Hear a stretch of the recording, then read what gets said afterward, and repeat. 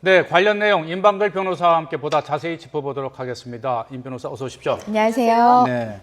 요즘 뭐 대리운전 하시는 분들이 참 많습니다. 이제 술 마신 다음에 이제 대리기사가 와서 운전을 해주는데 그 목적지를 가다 보면은 그 대리기사와 다툼을 하는 경우가 참 많은데 이번 경우에도 대리기사가 이제 화가 나니까 차를 도로 한복판에 내려놓고 가버렸어요. 네. 그렇기 때문에 그 술에 취한 운전자가 운전을 하다가 재판에 넘겨졌는데 네. 무죄 판결을 받았어요. 네, 우선 우리가 알고 있는 상식은 대리 기사를 불렀다고 하더라도 내가 조금이라도 운전을 하면 그러면 이제 음주운전으로 처벌받는다는 걸 잘 네. 알고 계실 거예요. 이번 네. 사건에서는 이 술에 이제 2013년 겨울에 있었던 일입니다. 이제 고교 동창들이랑 술을 좀 마셨는데요. 대리기사를 네. 불렀습니다. 그래서 친구 2명과 함께 셋이서 같이 이제 그 대리운전기사가 운전하는 차를 타고 가다가 경로 문제로 말다툼을 겪게 됩니다. 그러면서 이 기사가 중간에서 그냥 차에서 내리게 되면서 도로 한복판에 이제 차가 서게 됐는데요. 이제 굉장히 불안한 위험한 상황이죠. 왜냐하면 그렇죠. 그 차가 멈춘 것이 교차로 직전에 위치한 그때 곳입니다. 밤 시간이었을 거 아니에요? 그렇죠. 네. 사고 위험이 굉장히 높아서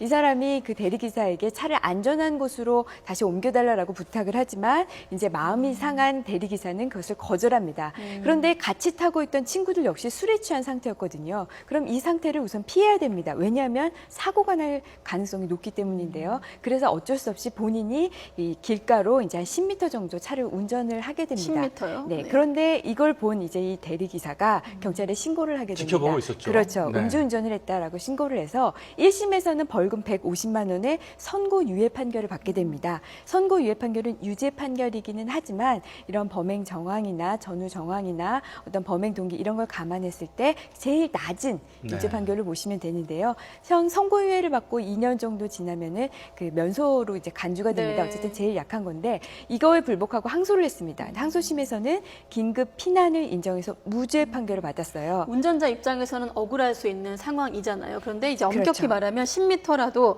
위험한 상황에서 이제 벗어나려고 했다는 그것과 하지만 또 10m라도 음주운전을 한 거잖아요. 네, 어떤 맞습니다. 판단이 중요했던 건가요? 우리가 처벌을 받기 위해서는요, 우선 법에서 금지된 행위를 하면은 특별한 사정이 없는 이상, 위법성이 조각되거나 좀 어려운 말인데요. 위법성이 조각되거나 책임이 조각되지 않는 한 처벌을 받습니다. 1심에서는 위법성과 그 책임을 모두 인정을 해서 유죄 판결을 내린 거고요. 네. 네. 긴급 피난, 위급한 상황을 피하기 위해서 내가 어떤 상당한 행위를 하면 그중에 위법성을 없애줍니다. 그러면서 그 죄가 인정이 되지 않고 무죄가 되는데 이번 사건에서는 교차로 직전에 위치했기 때문에 사고 위험이 높았다. 그런데 이 사람이 선택할 수 있는 방법은 다른 사람한테 운전을 시킬 수도 없었고 그렇다고 다른 대리기사를 부를 수도 없었고 사고를 피하기 위해서 어쩔 수 없이 10m 정도 운전했고 그 다음에 이 사람이 운전대를 놨습니다. 그러니까 더 이상 운전할 의사가 없었다. 이 정도로 본다면 긴급 피난에 해당한다라고 해서 무죄 판결을 내렸습니다. 네. 이런 경우가 종종 있는데요.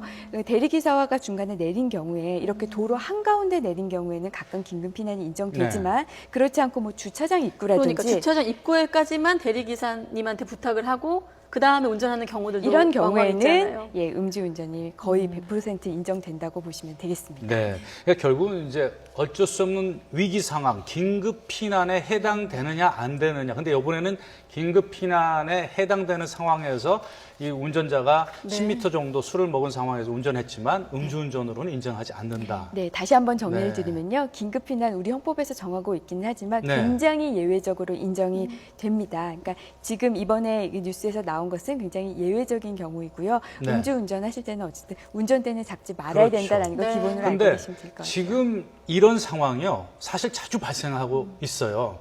그 대리기사와 대리운전을 분쟁이요? 그 부탁했던 이 술 취한 그 운전자 간의 이 다툼 끝에 대리기사는 일부러 도로 한복판에 차를 놓고 그냥 차에서 내린 다음에 그 차를 어떻게든 지금 상황에서 옮겨야 되지 않겠습니까? 또 사고가 날 수 있기 때문에 그걸 지켜보고 있다가 112 경찰에 신고를 해서 그 운전자를 입건시키게끔 하는 경우가 많이 있다고 하더라고요. 자, 이 대리기사 말이죠. 네.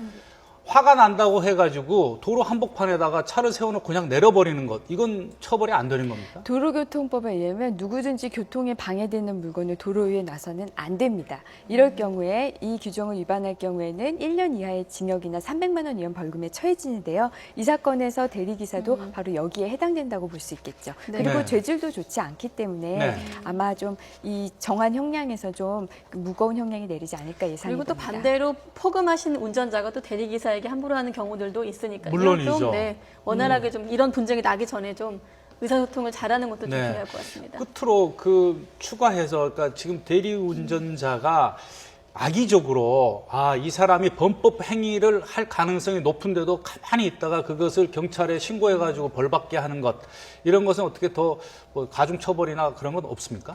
지금 아까 제가 말씀드린 대로 이분은 이제 그 대리기사 같은 경우에는 도로교통법으로 처벌을 받는데 그 처벌의 그 양형을 정하는 그 기준에서 죄질이 안 좋기 때문에 이거는 다른 사람을 오히려 골탕 먹이기 네. 위해서 또 위험한 행위를 한 거기 때문에 그 죄질 부분에서 양형 부분에서 판단받을 겁니다. 네. 네, 알겠습니다.